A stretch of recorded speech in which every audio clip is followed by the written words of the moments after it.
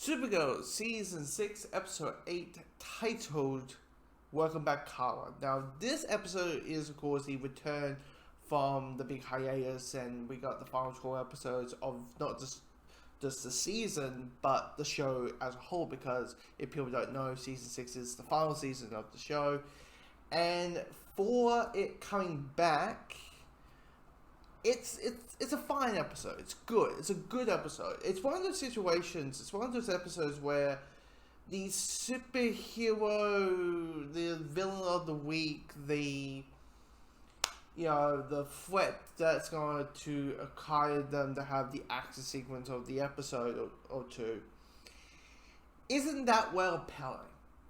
Because what it simply is, Kara's dad wants to, he's suffering from PTSD. And this is kind of like the theme of this episode, it's PTSD, but you have Kara's dad being suffering from PTSD of like, I failed Krypton, and your planet Earth is going exactly the same path that Krypton did, so I will try my hardest to try to not, trying to make it event the same fate.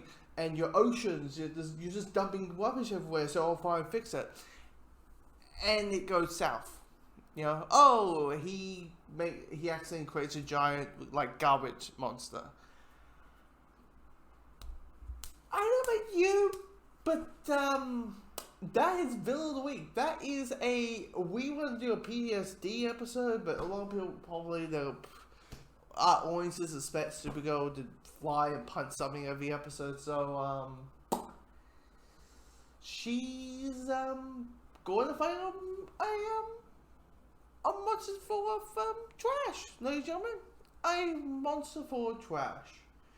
And of course, with the scenes that isn't focused on Kara, it kind of just drifts apart a little bit, where you're repeating scenes, or scenes that felt a little bit unnecessary, or information that might be important, in the final 11, but might at this point just feel like you could easily cut out. There are some scenes that really just linger, like even the shots that linger. Like there's a scene where it's just a CGI shot of her dad and Kara just hovering, flying, but they're having this conversation, and it just felt like they were holding on this shot just a few seconds long, and it just felt like this is when you cut and just go to green screen and wires and all that kind of stuff. I understand the 5 seconds per shot kind of thing. It's like sometimes that's needed, sometimes it's not.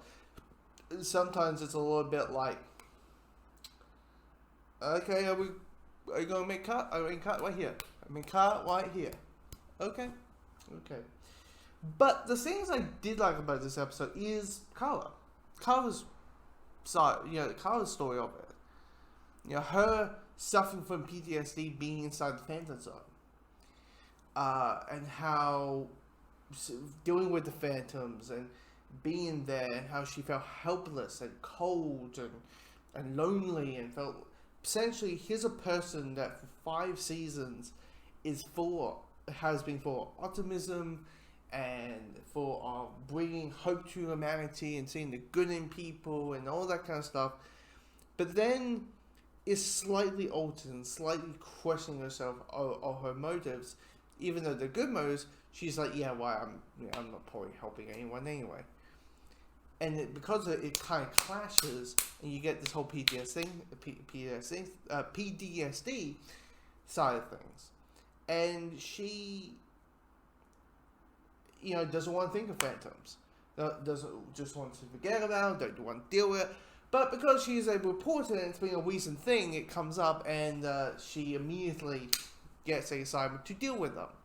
Which I said to myself, Kara's probably just going to white, Supergirl was in the Phantom Zone, white her,